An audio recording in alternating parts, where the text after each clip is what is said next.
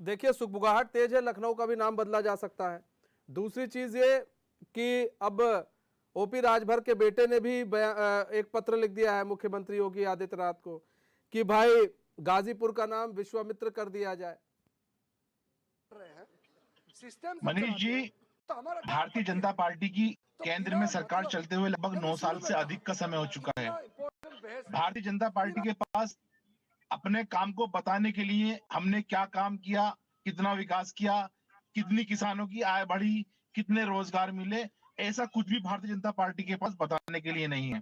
Bharatiya Janata party हमेशा से हिंदू मुसलमान नाम बदलने की राजनीति इस तरीके के काम करती है। भारतीय जनता पार्टी से पूरा देश की जनता वाकिफ है। मैं निश्चित तौर पे निश्चित तौर पे कह सकता हूं कि भारतीय जनता पार्टी 2024 का लोकसभा चुनाव बहुत बुरी तरीके से हार रही है। और ये शहरों के नाम बदलना, ये कस्बों के नाम बदलना, ये राजनीति करना, ये बेहद बेहद गलत बात है। और ये भाई से भाई को लड़ाने वाले लोग हैं। ये गोडसे को बहुत बड़ा शहीद बताने वाले लोग हैं। तो मनीष जी जो 2024 के लोकसभा चुनाव में जाएं, देश की 40% संपत्ति, देश की 40% संपत्ति 1% लोगों के पास है और वो जीएसटी दे रहे हैं सिर्फ 3%। इनके जो मित्र हैं, अडानी हो और जो मित्र हैं, उनकी पोलें खुल रही हैं। भारतीय जनता पार्टी की हार निश्चित है। लेकिन मुमताज भाई, अभी तक आपके उधर से कोई स्टैंड नहीं है हुआ। अभी तक अखिलेश यादव कोई स्टैंड नहीं ले रहे हैं। आपने बात तो कर दी अडानी ग्रुप की, लेकिन अडानी को लेकर अभी कोई स्टैंड नहीं क्लियर हुआ अभी सपा की तरफ से। दूसरी चीज ये कि अखिलेश जी का बिल्कुल साफ कहना है, अखिलेश जी साफ कहते हैं कि भारतीय जनता पार्टी देश और प्रदेश की जनता का ध्यान भटकाने की राजनीति करती है। इनके पास विकास के लिए बताने के लिए कुछ नहीं है। ये सिर्फ हिंदू मुसलमान, शहरों के नाम बदलना, इधर उधर की बात करने वाले लोग हैं। तो रामचरितमानस को लेकर आप लोग क्या कर रहे थे? रामचरितमानस को लेकर भी तो यही किया जा रहा है, बांटने की राजनीति की जा रही है। शुरुआत किसने की? बिल्कुल स्पष्ट कहना है कि हम सभी धर्मों का सम्मान करते हैं, सभी किताबों का, सभी धार्मिक ग्रंथों का सम्मान करते हैं। मुमताज भाई, एक चीज बताइए कि अगर जिसका पहले जो नाम है और कोई सरकार आती है, उसे लगती है भैया अब इसका पहले जो नाम है हमको वही नाम रखना है, तो इसमें लोगों को आपत्ति क्यों हो जाती है? पहले भी तो वही नाम था, फिर बाद में उसका नाम बदला गया। तो जब उसका नाम बदला गया था तो उस वक्त जब आपत्ति नहीं हुई थी, तो अब आपत्ति क्यों हो रही है? हम तो मनीष जी ये कहते हैं कि अगर नाम बदलने से कुछ फायदा होता है तो भारतीय जनता पार्टी पूरे उत्तर प्रदेश का नाम बदल दे। जैसे अभी आपके जो पत्रकार बंधु ने भी कहा है, पूरे उत्तर प्रदेश का नाम बदल दे। पूरे उत्तर प्रदेश का नाम धीरे धीरे तो बदल ही रहा है, लेकिन सवाल यह है कि नाम बदल जाएगा तो क्या बाद में अगर सपा आ जाती है तो क्या फिर उस नाम को फिर दोबारा वो नाम दिया जाएगा? अगर मान लीजिए प्रयागराज का नाम बदल दिया गया और कई शहरों का, राज्यों का नाम बदल दिया गया, तो क्या फिर उसी नाम पर फिर सपा लेकर आएगी? नहीं, देखिए समाजवादी पार्टी हमेशा विकास की राजनीति करती है, भाई से भाई को जोड़ने की राजनीति करती है, समाज के अंतिम व्यक्ति की राजनीति करती है। कैसे प्रदेश का विकास हो, समाजवादी पार्टी के समय की आप विकास योजनाएं देख सकते हैं। समाजवादी पार्टी ने अच्छे से अच्छे रोड बनाए, महिलाओं की शिक्षा की बात करी, स्कूल बनाए, कॉलेज बनाए, शमशानों की चारदीवारी करी, कब्रिस्तानों की चारदीवारी करी। उसने हमेशा ये काम किए।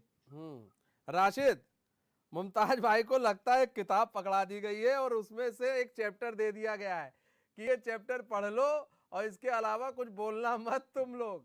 और अखिलेश यादव ने सख्त निर्देश दे दिए, बस इतने बोलना है कि विकास की राजनीति, तोड़ने फोड़ने की राजनीति, ये राजनीति वो राजनीति। सवाल लेकिन मुमताज भाई उसका जवाब नहीं दिए कि अगर बाय द वे लखनऊ का नाम बदल जाता है और लक्ष्मणपुर हो जाता है, गाजीपुर का नाम विश्वामित्र हो जाता है, तो क्या इनकी सरकार आएगी तो क्या बदल देगी? राशिद, नहीं देखिए, आपको बता दें कि समाजवादी पार्टी के जितने भी नेता हैं, उनको पार्टी लाइन की तरफ से ऐसा लगता है कि दिशा निर्देश दे दिया गया है कि आपको सिर्फ यही बोलना है। हम्म, ठीक है, दूसरी चीज़ रामचरितमानस को लेके जिस तरह का स्टैंड अखिलेश यादव ने दिखाया, तो उसके बाद में उनके नेता भी अब बयान देने से बच रहे हैं। हम्म, दूसरी बात आपको बता दूँ कि देखिए, अगर लखनऊ का नाम लखनऊपुरी हो जाएगा या लक्ष्मणपुरी हो जाएगा, हम्म, तो उससे कोई ज़्यादा फ़र्क नहीं पड़ रहा है। वजह ये है कि देखिए, आपको बता दूँ कि भारतीय जनता पार्टी से अगर आपको चुनाव लड़ना है तो आपको धार्मिक मुद्दों से हट के लड़ना है, क्योंकि धार्मिक मुद्दों पे आप बीजेपी से चुनाव नहीं लड़ सकते। दूसरी चीज, स्वामी प्रसाद मौर्य का बयान जो है वो ऐसे भी समाजवादी पार्टी को बैकफुट पे ले आया है। हम्म, दूसरी बात यह है कि अब बयान स्वामी प्रसाद मौर्य ने दे दिया, तो अब बचाव करने के लिए पूरी पार्टी सामने खड़ी हो रही है। देखिए, आपको बता दूं कि 2024 के चुनाव को लेकर बिसात बहुत जबरदस्त बीत चुकी है। उत्तर प्रदेश में जो सियासी संग्राम है वो पूरी तरह से देखने को मिल रहा है। समाजवादी पार्टी दलित पिछड़ा करके चुनाव लड़ने की तैयारी में बनाए हुए है, और वहीं अगर कांग्रेस की बात की जाए तो भारत जोड़ो के बाद में अब हाथ जोड़ो आंदोलन भी हम्म, कांग्रेस करने जा रही है। तो कहीं ना कहीं ये स्टैंड क्लियर होते चला जा रहा है कि 2024 लोकसभा चुनाव किस तरफ जा रहा है। लेकिन आपको बता दूं कि शायद ये सब पार्टियां भूल चुके हैं कि 2024 में राम मंदिर जो भव्य तरीके से बन रहा है, और कहीं ना कहीं 2024 में वो तैयार हो जाएगा।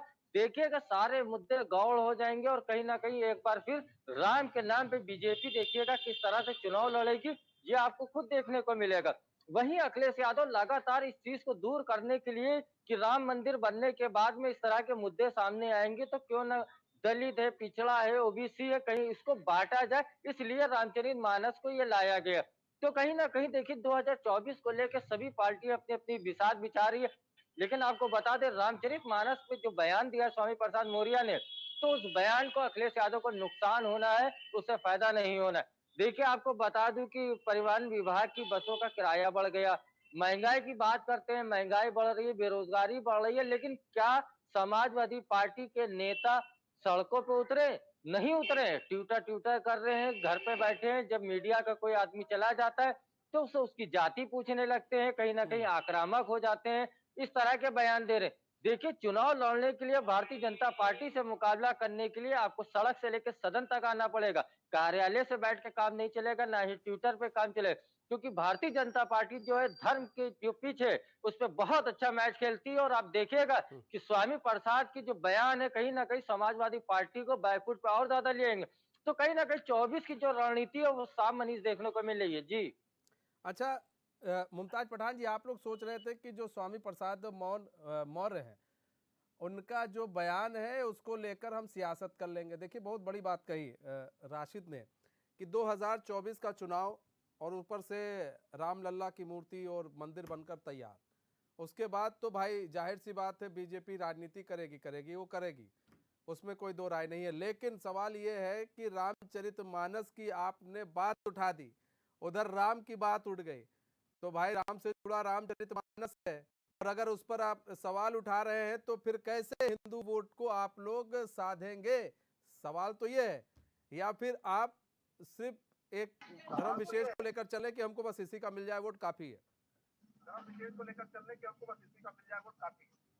मनीष जी, समाजवादी पार्टी अपने विकास कार्यों को लेकर चुनाव में जाएगी। हमारे लिए हिंदू हो या मुसलमान हो, हम धर्म की राजनीति नहीं करते। समाजवादी पार्टी प्रदेश की जनता के बीच में जाएगी और भारतीय जनता पार्टी के जो कुकर्म है और भारतीय जनता पार्टी के गलत कार्य हैं, उन्हें उन्हें उन्हें बताएगी, उनके बारे में लोगों को समझाएगी। भारतीय जनता पार्टी ने जो जनता को ठगने का काम किया है, उन्हें लेकर जनता के बीच जाएगी। अरे मुमताज भाई, लिस्ट उस्ट तैयार किए, हमें भी बता दीजिए लिस्ट, क्या क्या लेकर जाएगी, क्या ठगा गया, क्या क्या हुआ, कुकर्म हुआ है, कम से कम हम लोग को भी पता चले। गाड़ी को आग उठा मुमताज भाई। जी मनीष जी, कह रहे हैं कि हमें भी बता दीजिए क्या क्या कुकर्म हुए, क्या क्या चीजें हुए, जो आप जनता के बीच में लेकर जाएंगे, और किस तरह का विकास कार्य की आपने झड़ी लगा दी थी पार्टी द्वारा कही गई थी। हाँ। और रोजगार देने की बात की गई थी, वो हर महाज पे भारतीय जनता पार्टी फेल है और भारतीय जनता पार्टी ने लोगों को ठगने का काम किया है।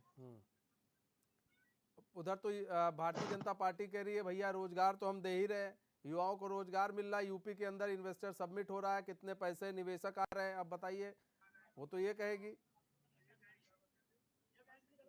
बहुत सारे प्रोग्राम भारतीय जनता पार्टी चला चुकी इस तरीके के, और लोगों को अच्छी तरीके से पता भी है। राशिद, सबसे बड़ी चीज ये है कि अब जैसा ये आप मुमताज पठान को सुन रहे हैं, वो कह रहे हैं कि हम भारतीय जनता पार्टी के कुकर को लेकर जाएंगे और अपनी नीतियों को लेकर जाएंगे। 2019 में भी नीति लेकर गए थे, उससे पहले भी नीति लेकर गए थे। हुआ क्या था, मिला क्या इनको?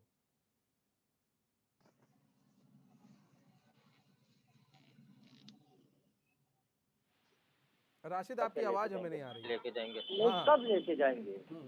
देखिए, आपको बता दें कि जिस तरह मुमताज जी ने कहा है कि भारतीय जनता पार्टी ने जो कुकर्म किया है उसको हम जनता तक लेके जाएंगे। कब लेके जाएंगे भाई साहब? 24 का चुनाव जो है करीब आ चुका है, अब तो सड़कों पे आ जाइए।